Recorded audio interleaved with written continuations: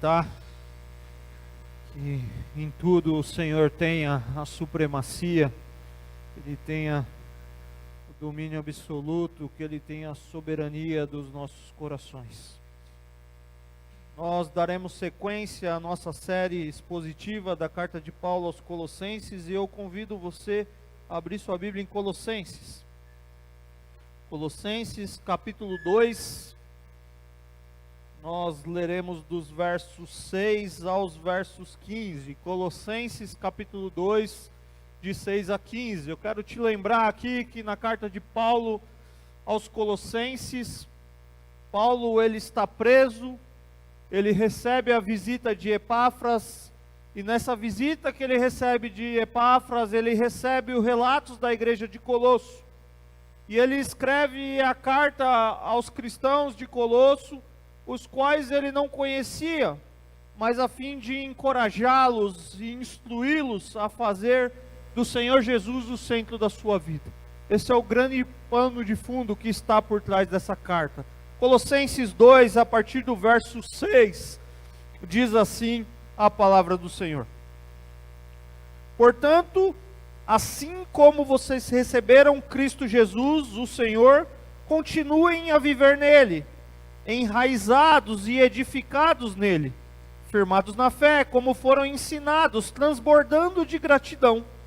Tenham cuidado para que ninguém os escravize a filosofias vãs e enganosas, que se fundamentam nas tradições humanas e nos princípios elementares deste mundo, e não em Cristo.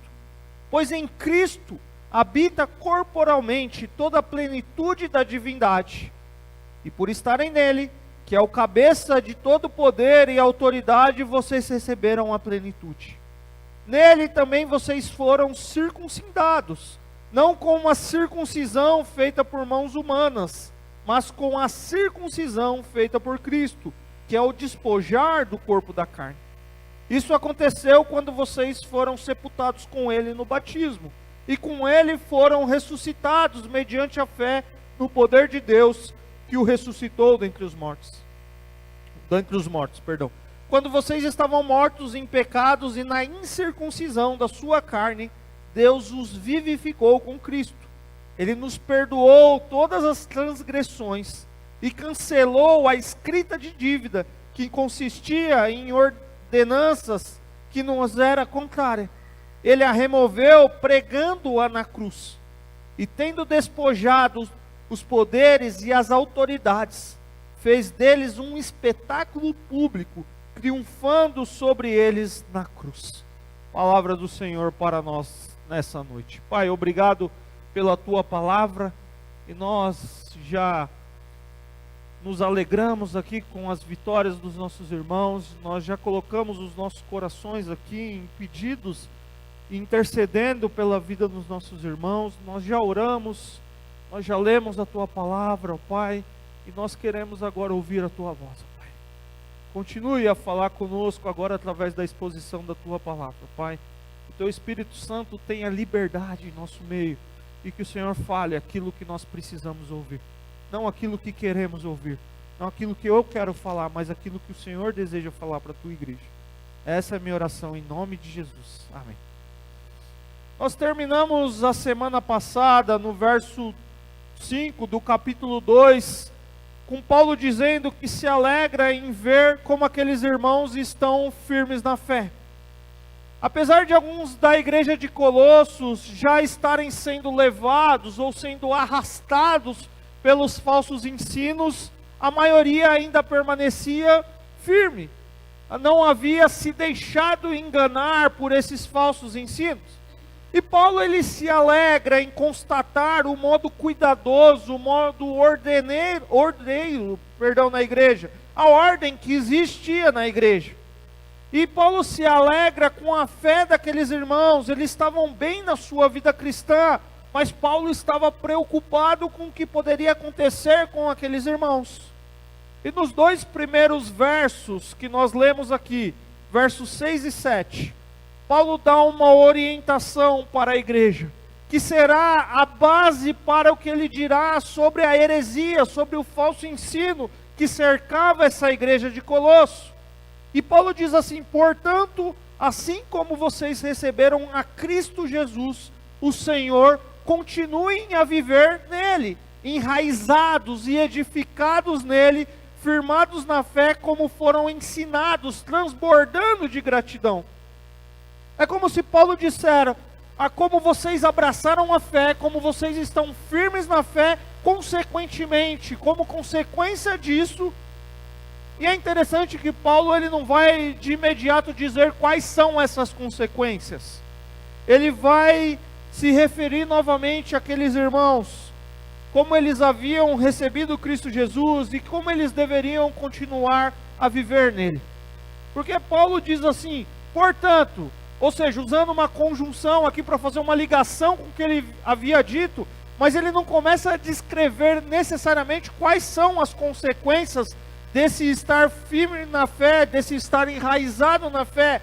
Mas ele vai dizer: agora que vocês receberam Cristo Jesus, continuem a viver nele.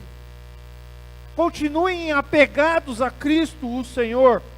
Que o Senhor Jesus seja suficiente na vida de vocês. Que Cristo, como suficiente, em quem os mandamentos devem ser obedecidos, em que a sua palavra nós podemos confiar, que Ele continue sendo suficiente para vocês. Eles aceitaram Jesus como Senhor e Salvador das suas vidas, e agora eles precisavam viver em harmonia com isso. É interessante que o Paulo frisa aqui que não é só acreditar na pessoa de Jesus, mas também um compromisso com os ensinos dos apóstolos sobre Cristo, sobre a sua relevância para a vida, que eles ouviram e que eles haviam aprendido de Epáfras. Para Paulo, ao receber Cristo Jesus, aqueles irmãos deveriam viver, deveriam andar nele, seguir os passos de Jesus, andar como ele andou. O crente deve andar em Cristo, porque conforme Paulo recorda no próprio texto, Cristo Jesus é o Senhor, ou seja, Ele é o Deus soberano. Queridos, eu quero te lembrar aqui que ser cristão é crer e receber Cristo Jesus como Senhor e Salvador das nossas vidas. E na nossa caminhada de vida cristã, nós nos submetermos a Ele. Como disse na aula da EBD hoje de manhã, a nossa vida cristã ela tem início quando nós decidimos desistir do caminho no qual nós estávamos vivendo para iniciarmos um novo caminho, através do arrependimento e no reconhecimento de Jesus como Senhor e Salvador, que exige se envolver com confiança, crer no reino de Deus e a partir de agora ter uma vida moldada por um relacionamento pessoal com Jesus, um processo de discipulado. E Paulo agora ele vai dizer: então continuem a viver nele. E Paulo agora vai usar algumas figuras de linguagem, algumas metáforas para afirmar que Cristo é a base. Por isso aqueles irmãos deveriam estar enraizados nele, edificados nele, firmados na fé como foram ensinados, transbordando de gratidão. Esse viver em Cristo é uma união vital com Ele. Paulo utiliza uma linguagem da agricultura, enraizados, e da construção, edificados, para confirmar o que eles deveriam viver. Os cristãos deveriam ter raízes em Cristo, assim como uma árvore grande tem a sua raiz saudável, sustentando e nutrindo toda a árvore. E Cristo é a fonte de vida de um cristão, e um cristão deveria estar enraizado nele. Mas vocês já viram uma árvore que não tem espaço para crescer, porque o concreto dominou, e aquela árvore se perdeu, e aquelas raízes começam a sair para fora, assim, porque já não consegue ficar mais dentro do solo para sustentar? Não é minha área de estudo, não conheço muito, mas eu só estou visualizando com vocês aqui. Mas ele começa a quebrar a calçada, começa a aparecer aquela raiz, porque não dá mais para segurar. Sabe, tem a vida de muito crente que não é porque extrapolou, não é porque a raiz fincou de uma tal forma, não, a vida de muito crente talvez é que o concreto chegou, as coisas ficaram em cima, e o que muito pouco tem espaço é você crescer enraizado em Cristo Jesus. Você constrói várias coisas na sua vida, você quer tudo na sua vida, menos estar enraizado, menos estar preso, menos estar nutrido pelo Cristo Jesus nosso Senhor. Mas Paulo diz que os cristãos não deveriam somente estar enraizados, como eles deveriam também ser edificados nele. Nós somos um edifício em construção, cujo fundamento, cujo alicerce é Cristo Jesus. Nós falamos aqui na classe de novos membros, antes de vir para cá, uma casa edificada sobre a rocha. Uma casa construída com um alicerce correto. Quem já construiu aqui, ou quem já acompanhou uma construção, você sabe o trabalho que dá um alicerce. Você sabe o preço que custa um alicerce. E é interessante que o alicerce ninguém vê. Isso é interessante ainda, eu gosto de ler esse texto de Mateus, quando Jesus fala sobre os ouvintes que construíram sua casa na rocha, e sobre o ouvinte que construiu sua casa na areia, lendo o texto paralelo de Lucas. Porque o texto paralelo de Lucas vai dizer que eles cavaram fundo. E um cristão, para ser edificado, para construir a sua vida em Cristo Jesus, ele precisa cavar fundo, ele precisa construir um alicerce fundo, que é a sua vida com Deus, é a sua vida de comunhão com Deus, é o seu relacionamento com Deus. Mas eles não só deveriam estar enraizados, não só deveriam estar sendo construídos na sua firmeza de fé em Cristo Jesus, como eles também deveriam estar firmes na fé. Eles deveriam ficar firmes na fé, essa fé que foi ensinado para eles por Epáfras. E eles deveriam estar firmes na fé diante dos falsos ensinos que os rodeavam. E por fim, Paulo vai dizer aqui que aqueles cristãos deveriam transbordar de gratidão. Eles não deveriam encher os seus corações de murmurações, mas com um coração cheio de ação de graças. Em resumo, Paulo está dizendo que aqueles irmãos deveriam se apegar aos ensinos autênticos sobre Cristo e seu senhorio. Porque é em Cristo que nós encontramos as respostas que a nossa alma anseia. Nós precisamos, antes de avançar nos argumentos de Paulo contra os falsos ensinamentos, parar aqui e fazermos algumas perguntas para nós.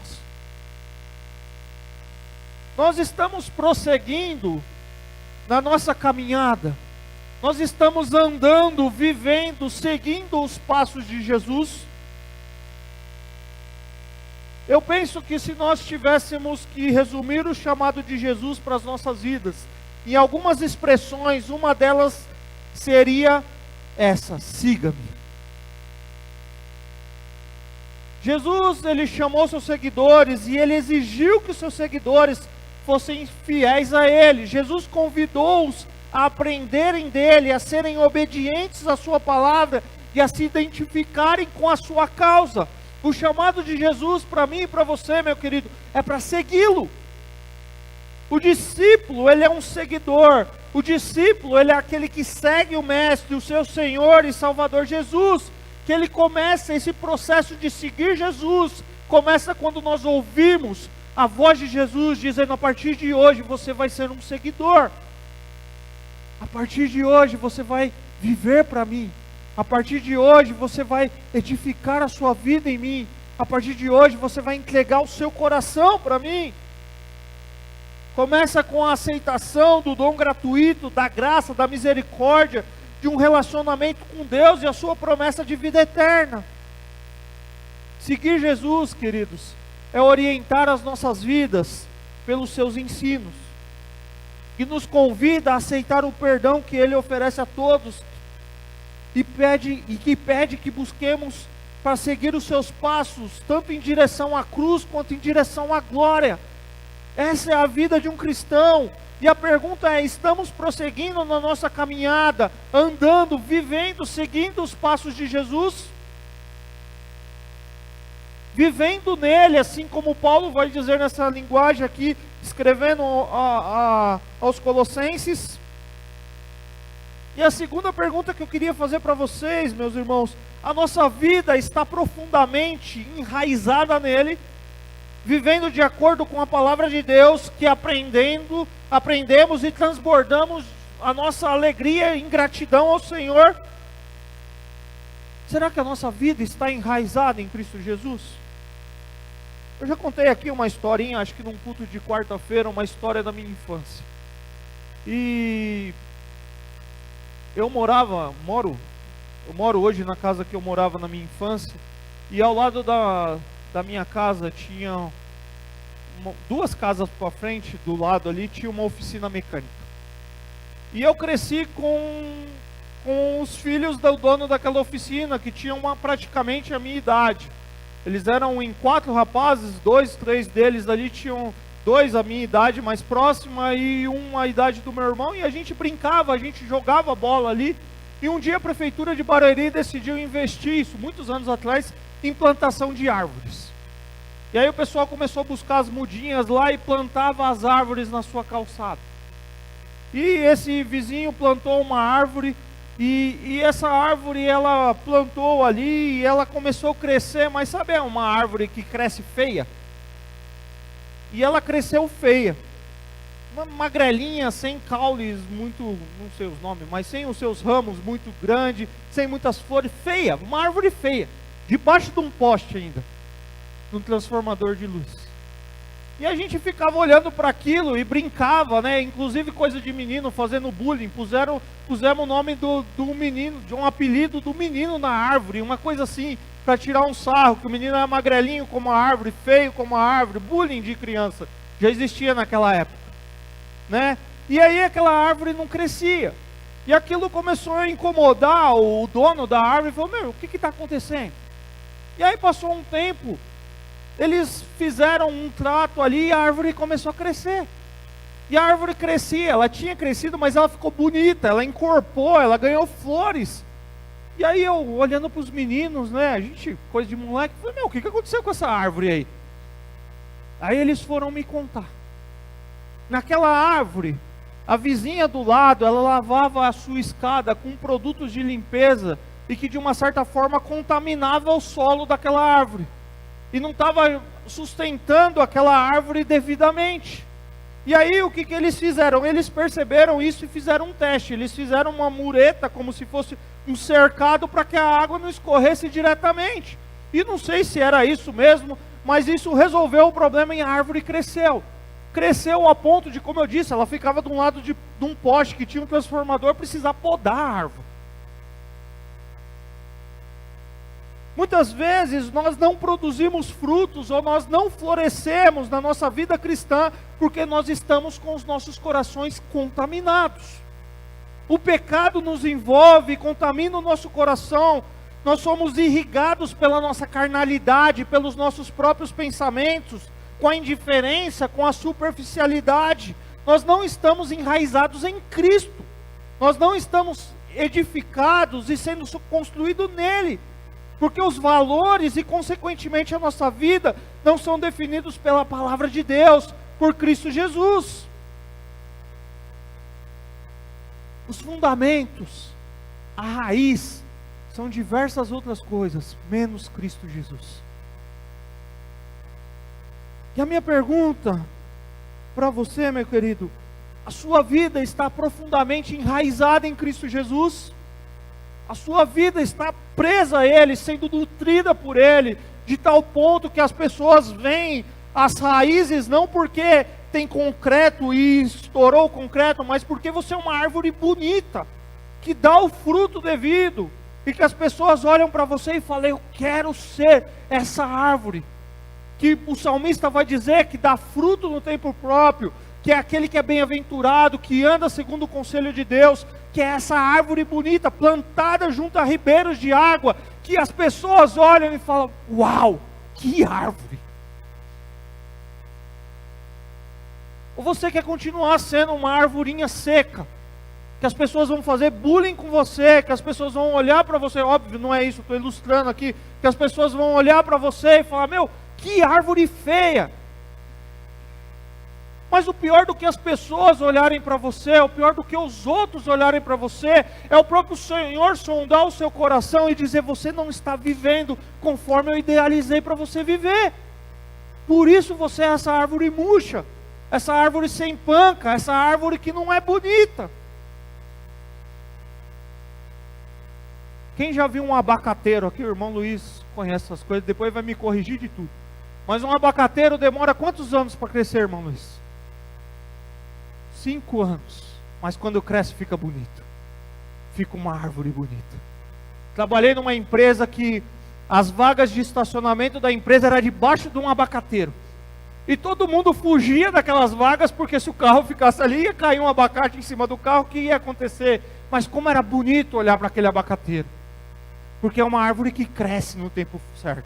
É uma árvore que é plantada corretamente, tem a sua raiz correta, e você vai lá comer aquele abacate, que eu nem gosto muito, mas é bonito de ver.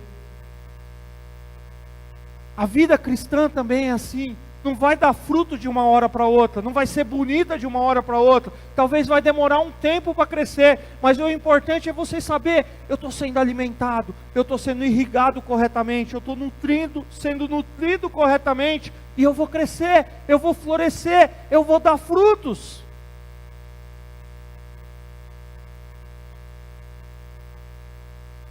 Eu convido você a ter a sua vida, o seu fundamento, o fundamento da sua vida em Cristo Jesus. Jesus, ele disse que nós cristãos estamos limpos pela palavra dele, e que se permanecermos nele e ele em nós produziríamos muitos frutos. Portanto, se existe alguma coisa que tem impedido que a sua vida seja frutífera, você precisa colocar aos pés de Jesus. Se tiver algum pecado, você precisa pedir perdão ao Senhor Jesus, você precisa colocar toda a sua vida aos pés dele. O cristão, para Paulo, deveria continuar vivendo da mesma maneira de quando se tornou cristão. Pela graça, pela fé, crescendo em Cristo, fortalecido e assegurado nele, e vivendo para a glória de Deus. Mas ali naquele contexto, existia uma ameaça para esse viver cristocêntrico. Existia uma ameaça para essa árvore ser bonita. Existia uma ameaça para que a vida daqueles cristãos fossem saudáveis e frutífera. E Paulo vai abordar a partir de agora do verso 8. E Paulo vai fazer algumas advertências contra esses falsos ensinos. E olha o que Paulo diz: tenham cuidado para que ninguém os escravize a filosofias vãs e enganosas, que se fundamentam nas tradições humanas e nos princípios elementares desse mundo, e não em Cristo. No verso 4 do capítulo 2, Paulo já havia dito: eu lhe digo isso para que ninguém os engane com argumentos aparentemente convincentes. Agora ele diz: tenham cuidado. Cuidado com o quê? Para que ninguém os escravize a filosofias vãs e enganosas, que se fundamentam nas tradições humanas e nos princípios elementares deste mundo, e não em Cristo. Os falsos ensinos, acerca dos quais Paulo alertava os colossenses, eram essas filosofias vãs e enganosas. Ou seja, tratava-se de um sistema de pensamento vazio, que além de ser incapaz de produzir qualquer efeito edificante na vida das pessoas, também as confundia, também as enganava. Essas filosofias tinham como base meras tradições humanas, ideias e práticas inventadas por homens. Essa falsa filosofia que Paulo vai tratar aqui é um tipo embrionário de gnosticismo, que de alguma forma já estava crescendo na cidade de Colosso. Era uma falsa doutrina que estava distorcendo a doutrina de Cristo. O gnosticismo, dentre tantas coisas que nós podemos dizer, era uma teoria que sustentava um dualismo em relação ao espírito e à matéria. Os gnósticos, eles acreditavam que a matéria seja essencialmente perversa e que o espírito seja bom. Como resultado dessa pressuposição deles, os gnósticos acreditavam que qualquer coisa feita no corpo, até mesmo o pior dos pecados, não tem valor algum, porque a vida verdadeira existe no reino espiritual. Apenas no reino espiritual. Isso levava eles a viver uma vida de libertinagem. Isso levava eles a viverem uma vida de qualquer maneira. Os gnósticos também, eles acreditavam que possuíam um conhecimento elevado, uma verdade superior, numa verdade superior, conhecida apenas por pouco, um conhecimento adquirido por algum plano místico e superior de existência. Eram teorias para Paulo, baseadas em tradições humanas.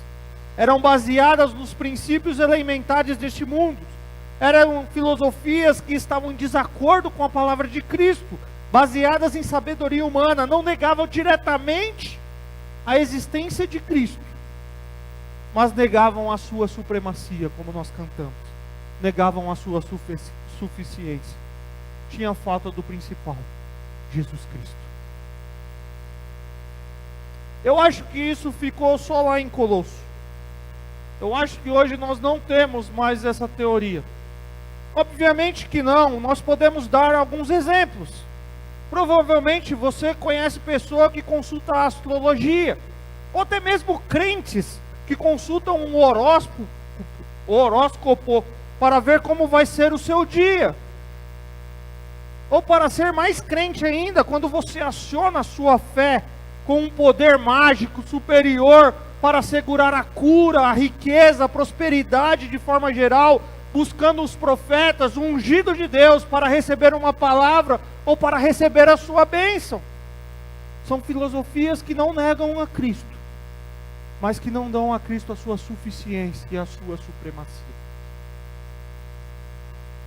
Querido, se você lê um horóscopo, você está lendo filosofias vãs e humanas, que não edifica a sua vida, que não constrói a sua vida e que não te aproxima de Cristo Jesus.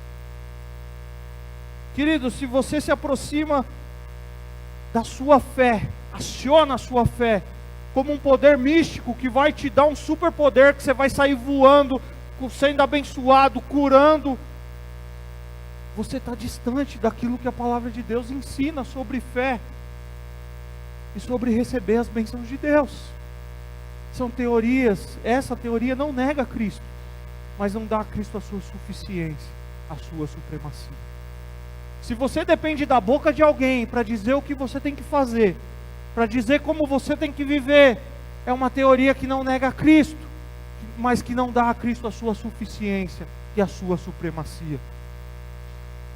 Você tem a humildade de orar a Deus e falar: Senhor, eu preciso de uma resposta.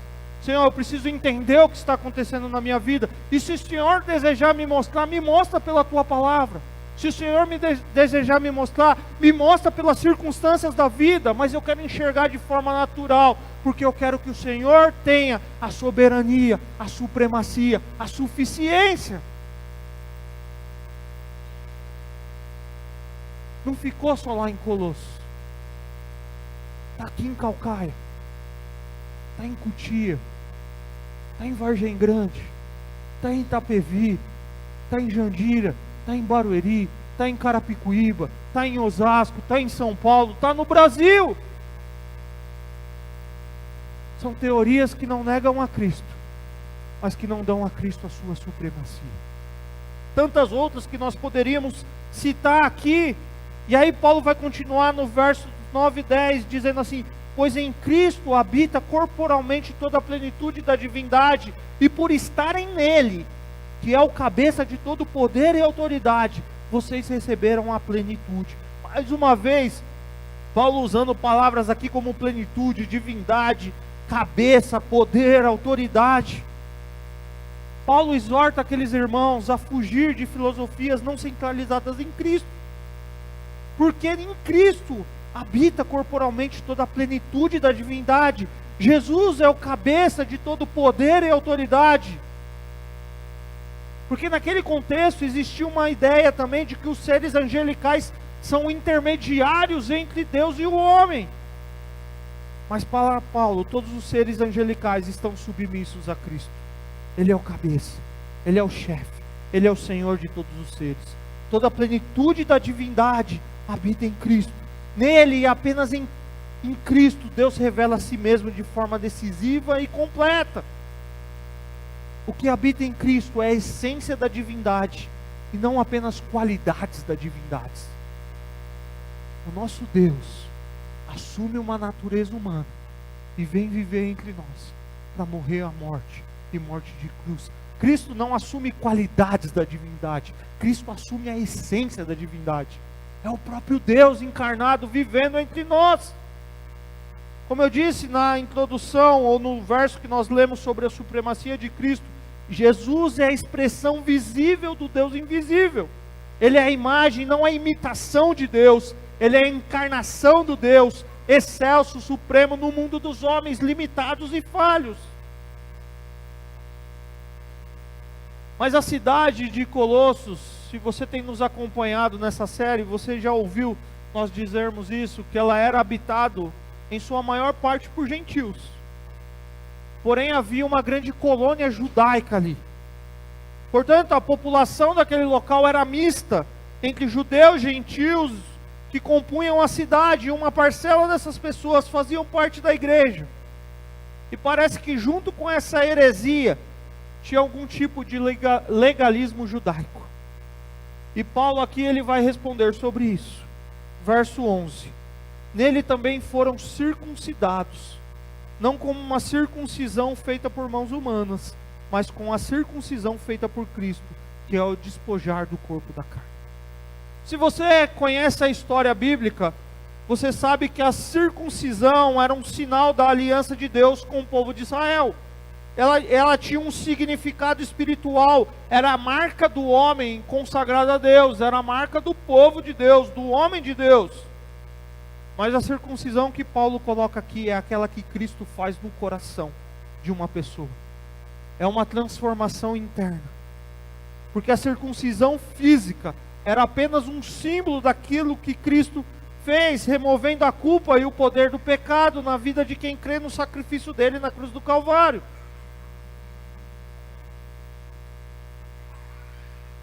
E por isso Paulo vai dizer assim: vocês foram circuncidados não com uma circuncisão feita por mãos humanas, mas com a circuncisão feita por Cristo, que é essa que Jesus faz no coração de uma pessoa, que é a transformação que Cristo faz. Eu disse a semana passada e repito, eu e você nós temos um problema relacional com Deus. E esse problema começa quando a nossa natureza humana foi corrompida pelo pecado dos nossos primeiros pais, Adão e Eva. Desde a queda, desde Adão e Eva, nós não vivemos de acordo com aquilo que fomos feitos para viver. O pecado nos distancia da relação que fomos projetados para ter com Deus, com o próximo e com a criação. Mas a circuncisão no coração de um cristão é a intervenção sobrenatural de Cristo na vida dos que creem nele. E essa circuncisão é o despojar. Essa circuncisão é o remover. Essa circuncisão é o despir do corpo da carne, da natureza pecaminosa do homem que o mantém escravizado sob o domínio do pecado. E aí Paulo vai explicar quando ocorreu essa circuncisão no coração de vocês. Quando ocorreu isso na vida de vocês? Quando vocês foram sepultados com ele no batismo. Quando vocês foram ressuscitados mediante a fé e no poder de Deus que o ressuscitou dentre os mortos. Quando vocês estavam mortos em pecados e na incircuncisão da sua carne. Paulo vai dizer que o batismo, a conversão, é o símbolo, é o sinal da nova aliança que Paulo coloca dessa circuncisão interior na figura da morte e da ressurreição de Cristo. Ele usa a figura do batismo como a nossa identificação com Cristo. Quando Cristo foi sepultado, nós fomos sepultados com Ele. Quando Cristo ressuscitou, nós ressuscitamos com Ele. A nossa velha vida, a nossa roupa suja, ficou lá na sepultura. Nós estávamos mortos em pecado e agora nós nascemos para uma nova vida. É isso que Cristo faz no coração. O que nós vamos ver aqui a semana que vem é a demonstração daquilo que Deus fez no coração de pessoas que se renderam a Ele, que deixaram a sua velha vida e agora estão vivendo uma nova vida em Cristo Jesus, que foram circuncidados não na pele, mas no coração. Não uma circuncisão física, mas uma circuncisão no coração, que transformou as suas vidas, e agora eles querem viver de uma nova forma, e aí eles querem demonstrar que isso já aconteceu, e eles demonstram que morreram para o mundo, e que vivem para Deus, e isso acontece porque Jesus Cristo entrou na sua vida e transformou o seu coração. É quando Deus torna o pecador seu filho. João 1, capítulo 12, vai lá comigo. Perdão, João 1, capítulo 1, versículo 12. João 1, capítulo 12 não tem, né? João 1, versículo 12.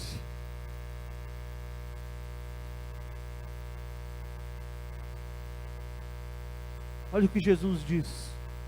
João dizendo aqui: contudo, aos que o receberam, aos que creram em seu nome, deu-lhes o direito de se tornarem filhos de Deus. João 5, 24, vai 2 páginas para frente aí comigo. João 5, 24. Eu asseguro, quem ouve a minha palavra e crê naquele que me enviou tem a vida eterna e não será condenado, mas já passou da morte para a vida. É a vida velha que ficou para trás, agora tem uma nova vida. Quando um pecador confessa os seus pecados e rende o seu ser por completo a Deus, é isso que acontece, que Paulo vai dizer na segunda parte do verso 13 até o 15. Deus vivificou juntamente com Cristo, Ele nos perdoou todas as transgressões, cancelou a escrita de dívida que consistia em ordenanças que nos era contrária, Ele removeu-a pregando na cruz, e tendo despojado os poderes e as autoridades, fez deles um espetáculo público, triunfando sobre eles na cruz. O que Paulo está dizendo para nós é que Jesus levou os nossos pecados sobre a cruz. E quando Cristo vai até a cruz, Ele leva a iniquidade de todos nós. E ao pecador que rende a sua vida a Cristo Jesus, Deus perdoa os pecados. Deus nos imputa a justiça perfeita de Cristo. Ele cancela a nossa dívida. Ele anulou, Ele rasgou, porque Ele pagou o preço por nós. E agora Ele remove a nossa culpa. Agora Ele nos vê em Cristo, puro e justo. Deus atribui a mim e a você a justiça de Cristo. Eu e você agora nos tornamos justos perante Deus. Imagina, querido, que você nasceu com uma dívida. Você nasceu com uma dívida. Uma dívida essa que você não pode pagar. E uma dívida essa que não foi você que adquiriu. Foram os seus pais, o seu passado, o seu antepassado que adquiriu. E você tem uma nota promissória e nasce com aquele boleto, para ser mais moderno, você nasce com aquele boleto dizendo assim, ó, você tem que pagar. O pecado do Bruno está aqui nesse boleto, está escrito aqui, ó, você tem um boleto para pagar. Só que não tem nada que alguém que viveu antes de você fez para pagar esse boleto, e esse boleto chegou nas suas mãos. Mas quando Jesus vive entre nós, quando Jesus, o próprio Deus, habita entre nós, quando o próprio Deus habita entre nós e morre a morte de cruz, Ele olha para o nosso pecado, Ele olha para esse boleto e Ele diz, eu paguei o preço. Ninguém pode pagar, mas eu, o próprio Deus, posso pagar. Eu rasgo o boleto e eu te livro da culpa que você tem. Você não tem mais dívida, você não tem mais culpa, foi pago. Como a gente queria que acontecesse isso com os nossos boletos, né? Que alguém pagasse o seu boleto e falasse assim, ó, tá aqui, tá pago. E aí o cara pega o boleto e faz assim, eu rasgo porque eu paguei.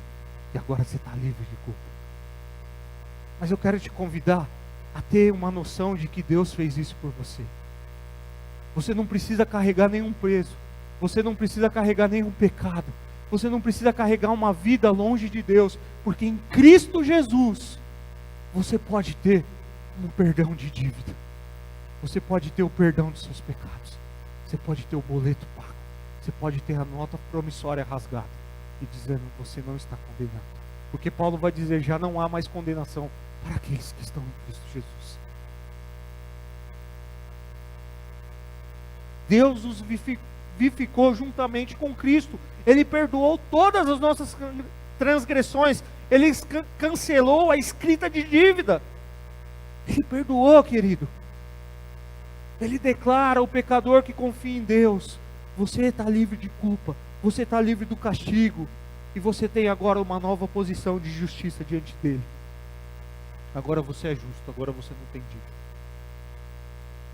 É ali na cruz onde a justiça e o amor de Deus são demonstrados, e que Deus nos declara justo, livre de culpa.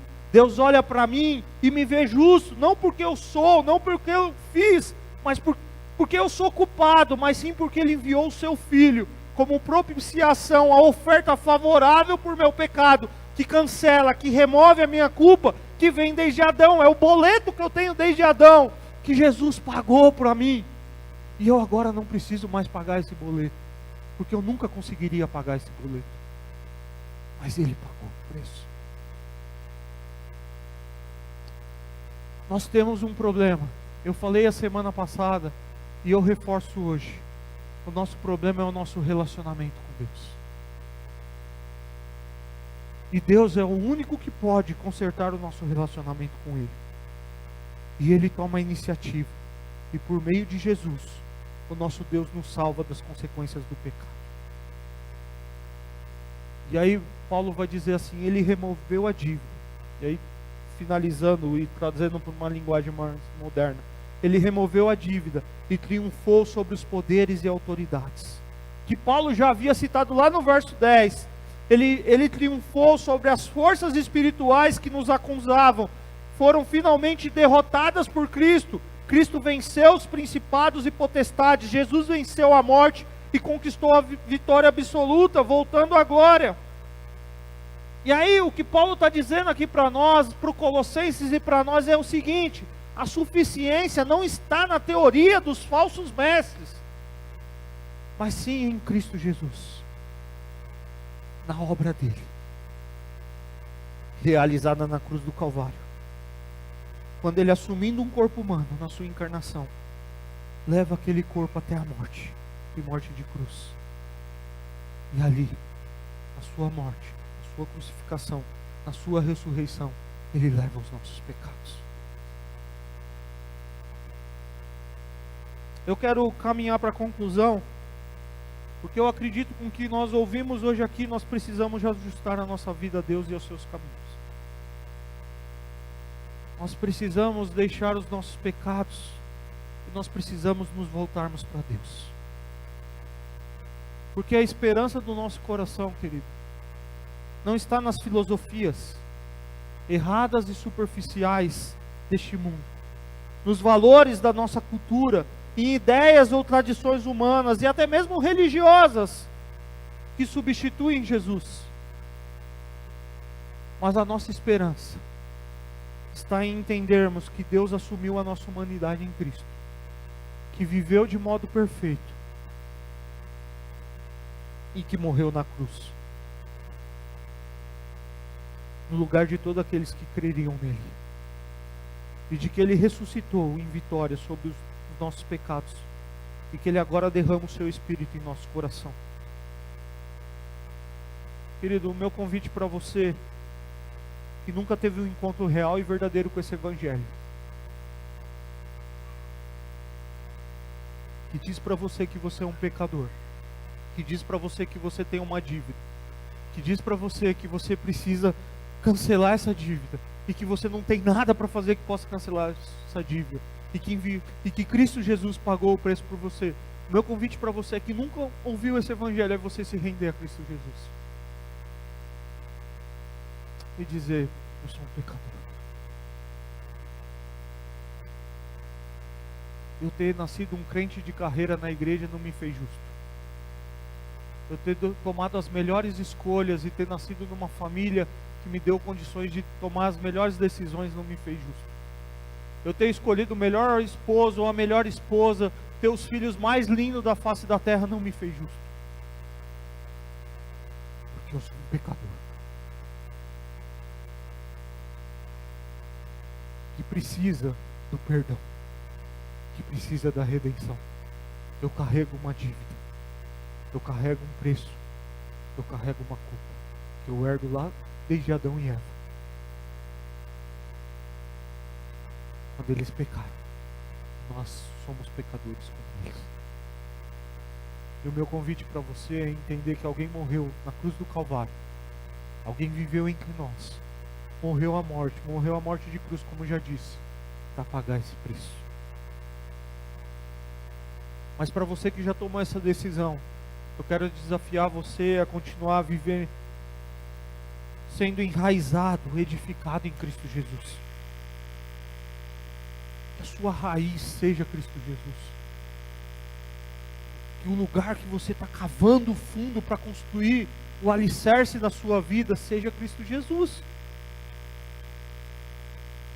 Para que você viva firmado na fé e com o coração transbordando de gratidão por esse Deus que perdoou os nossos pecados e que nos aceita em sua presença.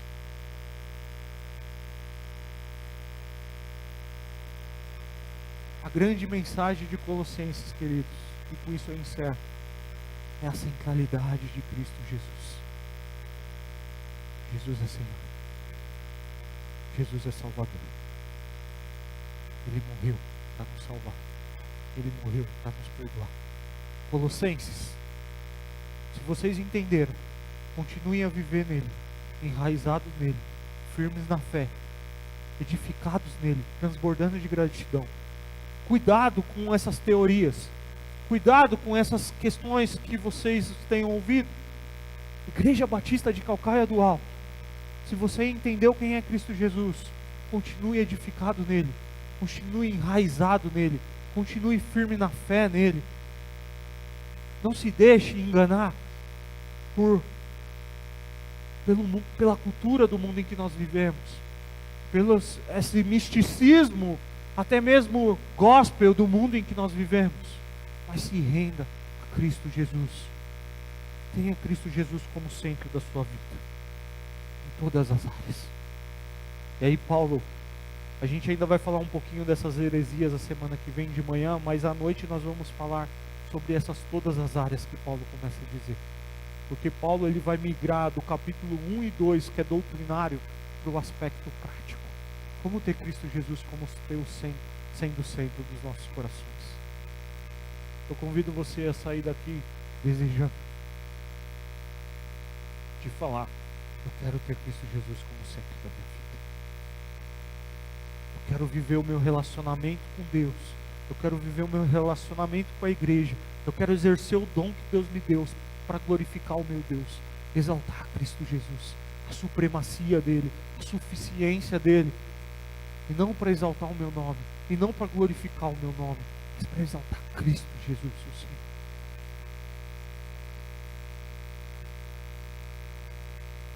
As nossas vidas, queridos, os nossos púlpitos, eles precisam mais brilhar Cristo Jesus do que pessoas humanas.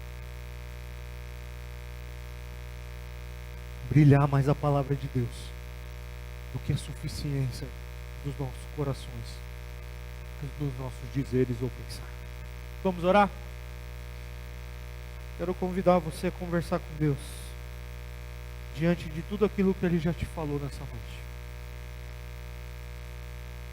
Eu quero convidar você a entregar sua vida a Ele, a pedir que Ele o aceite na sua presença, que Ele realmente perdoe os seus pecados. Quero te convidar a agradecer a Deus por tão grande salvação que Ele fez em Cristo Jesus. Eu quero te convidar a continuar comprometido de ter a sua vida enraizada e edificada nele. Pai, obrigado pela tua palavra, Pai.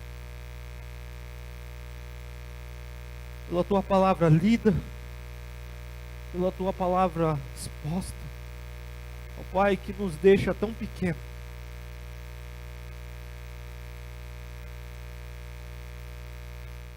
Diante da nossa incapacidade e insuficiência de transmitir tão grande amor, Pai.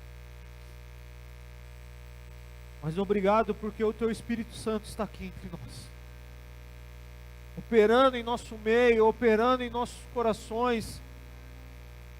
E obrigado porque o Senhor não me deu o poder de fazer essa palavra suficiente.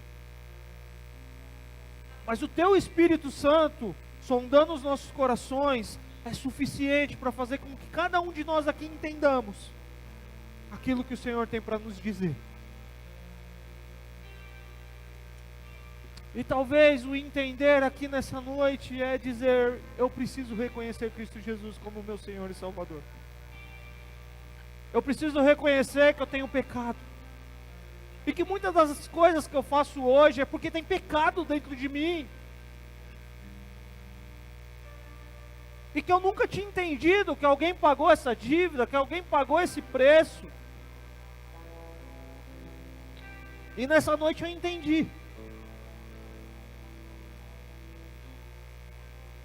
que Jesus Cristo morreu na cruz do Calvário para perdoar os meus pecados. Não o pecado que eu cometo hoje, porque o pecado que eu cometo hoje é consequência daquele pecado lá de Adão e Eva.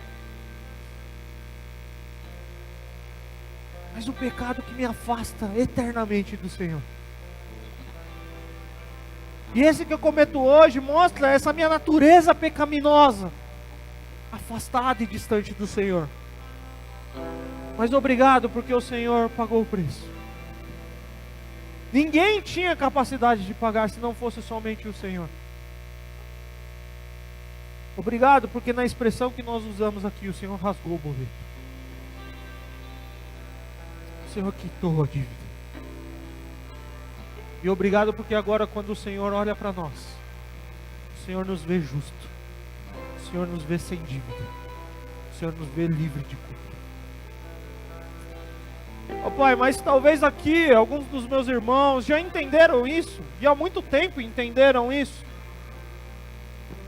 Mas talvez o que precisa entender aqui hoje, isso para a minha vida também, que nós possamos continuar enraizados no Senhor, sendo nutridos pelo Senhor, edificados pelo Senhor. Nós queremos ser uma árvore bonita, que dê o fruto que o Senhor, o propósito de vida que o Senhor tem para cada um de nós, por onde o Senhor nos enviar. Nos ajude a continuar firmes na fé, com o coração transbordando de gratidão em Cristo Jesus, e que as filosofias do mundo em que nós vivemos não nos afaste do Senhor, e não reduza o lugar que o Senhor tem que ter em nossas vidas. Não tire a sua suficiência sobre as nossas vidas. Não nos engane sobre isso. Que nós possamos sair daqui declarando: em tudo o Senhor tem supremacia. O Senhor foi supremo lá na criação. O Senhor é supremo na redenção. O Senhor é supremo sobre a igreja. E o Senhor é supremo sobre a minha vida.